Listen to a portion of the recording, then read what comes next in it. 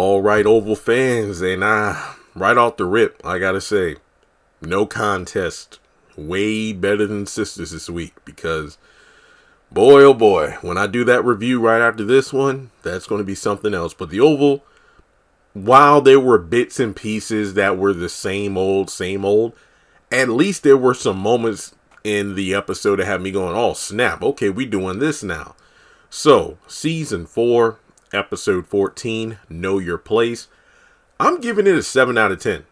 I mean, because for the most part, I did enjoy it. There weren't really any moments where I felt, oh, here we go again. Maybe there were one or two, but the episode kicks off with Lily refusing to tell the police officer or the doctor what really happened.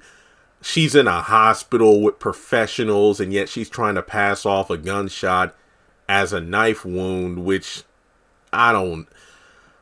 Then she gets restrained because, she's trying to get her way out of there because she believes it's not within legal rights to have her,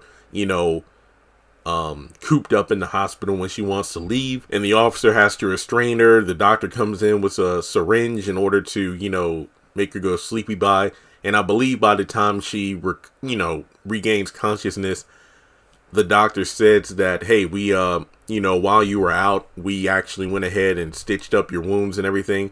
But at the same time, and it looks good. The x-rays show that, there wasn't any major internal damage, but we do need to keep you here in order to make sure you're safe. So basically, hey, how did this happen? Who's after you? Is this domestic violence? Is this self-harm? What the heck is going on here? So the officer questions her more. She, again, doesn't want to answer anything, but does say, oh, you recognize me as the chief of staff's wife, huh? Well, just to let you know, if you don't let me out of here right now, anyone you love, anybody, kids or wife, family, they're all in danger, and it's all going to be on you if you don't let me go. Which sounds like a threat from her directly, but no, it's a warning in terms of, well, here's what my husband's going to do if you don't let me go. Now, to sum up the Lily... Oh, yeah, let me just talk about the Donald stuff real quick. Now, there's a scene where agent who's never been on his detail before, I believe Sam was the one that put him on his detail for just that day. Donald gets home. Where's my wife? She went to the hospital, sir. Wait. She went to the hospital and you didn't tell me? Wait, matter of fact, who are you? How long have you been on my detail? This is my first day, sir. Sam put you up here. Oh, that sneaky little... Did I do something wrong, sir? What hospital is she at? I don't know, sir. Okay, wait right there. And then he leaves a voicemail for Lily. And then the agent is told, hey, call in your substitute. Sir, is there anything I did wrong? You're going to Siberia. Sir, what's going on? And yeah, so basically, I guess Sam kind of put a dent in Donald's security detail. That way, Lily could slip out. And my thing with the Lily thing, I don't feel bad because this is the second time she's done stupid shit where basically she goes somewhere with the intention of doing something and just leaving. Like people aren't going to stop her or ask questions. Case in point, I'm going to go to Donald's house, take all the money from the safe and go on the run without expecting Donald or security to stop her, hence how she got shot and captured. I'm going to go to the hospital even though Donald told me not to in order to get proper medication and medical aid to make sure I'm not, internally damaged. So I'm going to have a cover story of being a knife thrower in the circus, a place in medical professionals wouldn't be able to tell the difference. And now look at her ass. Stupid. Okay, so over at the pharmacy, we have Tweedledee and Tweedledum, Sharon and Dale. They're just, finishing up, about to get ready to leave for the day. Dale wants to stay in his truck again because, he just feels like, what? I don't know if it's a good idea to stay in. I don't think I want to stay at Richard and Nancy. I just want to stay in my truck. Sharon insists on it. Again, making all these moves of, hey, you could stay here, you could stay here. But she ain't paying rent nowhere. So basically, she's telling Dale that, hey, I'll go back to the back and change clothes before we leave. And you, come on, just come with me. It will be fine. But she gets a phone call from Barry, but there's no answer on it. And then she calls Richard about it. And Richard says, "Oh, okay, I'll call Sam to see if we can get this taken care of." But, from there, they were actually looking up the highest on, I guess, social media or online or something, just to talk about how, the Rakadushi's are more dangerous and crazier than you could ever imagine. And I like the experience in Dale's voice, like, yeah, there's something else, all right, because he knows, because he used to live around there. All right.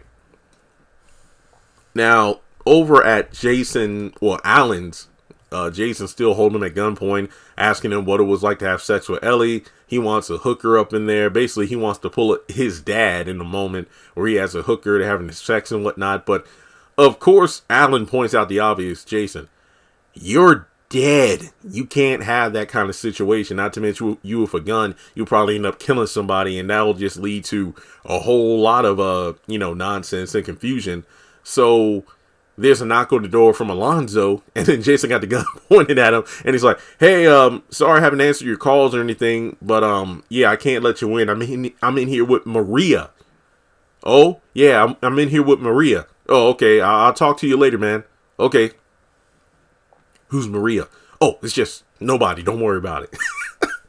So then eventually, towards the end of the episode, you got, it's getting late into the night. And I'm wondering, so is Jason going to let Alan go to work? Because he works for the chief of staff. It's not like he could just hold him hostage at the apartment forever, because he works at the flipping White House. This isn't just a bagger at Food Line or something. This guy is official. He's going to get people coming after him or looking for him if he doesn't show up for work. So, in any case, Alonzo sneaks up on him when, Alan's about to go take a shower, and he's like, "I'm going to come." He's like, "You're not going to come watch me shower, Jason. Fine. I'll put the gun down for a minute. I just want to talk. I want to." And it's like, well, Jason, Alan wanted to talk about this kind of stuff earlier in the day. So what's your plan, Jason? "No, I don't want to be stressed out. Yada, yada." So he puts the gun down. He's like, "Look, how am I supposed to calm down, Jason, when you got that gun in your right hand pointed at me?" "Fine. I'll put the gun down for a minute so we can talk." And they do. But before they do, Alonzo rolls up, "Put your hands up," and Jason's face is priceless. So thankfully they got his ass. So Maria was definitely a code word, to alarm Alonzo that something wasn't right. Okay. So at the boxing ring, and I was shocked that I'm like, oh wow, I thought that Bobby's date with Priscilla would take place before this, but no. Bobby actually shows up for his boy. So Kyle's, in the boxing ring, warming up. Kyle gets a call from the agent that was looking into Sam's whereabouts on the computer. Basically, hey, he was looking at the license plates tags for this, vehicle, looking through doorbell cameras and whatnot. And then he calls Donald about it to let him know that, hey, Sam's up to some shady stuff. And I think he's definitely behind the whole Jason movement of the body. So I'll look into that. And then Donald says something interesting, saying, "Hey, Jason can't die twice."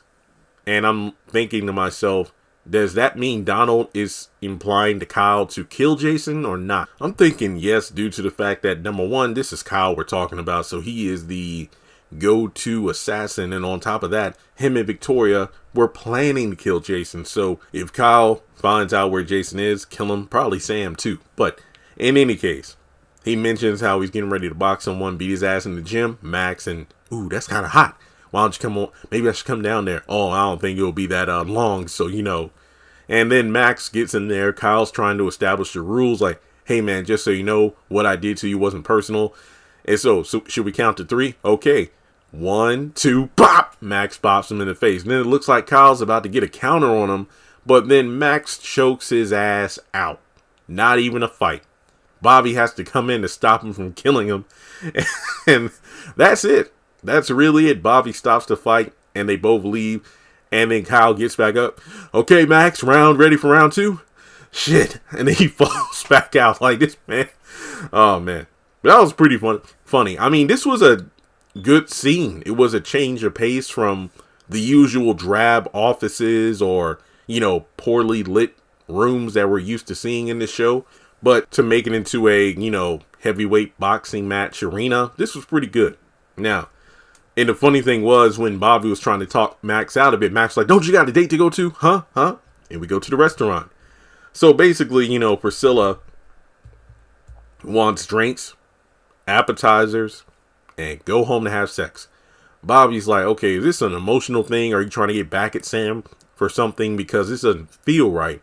And Priscilla's like, look, do you want sex or do you want to ask questions?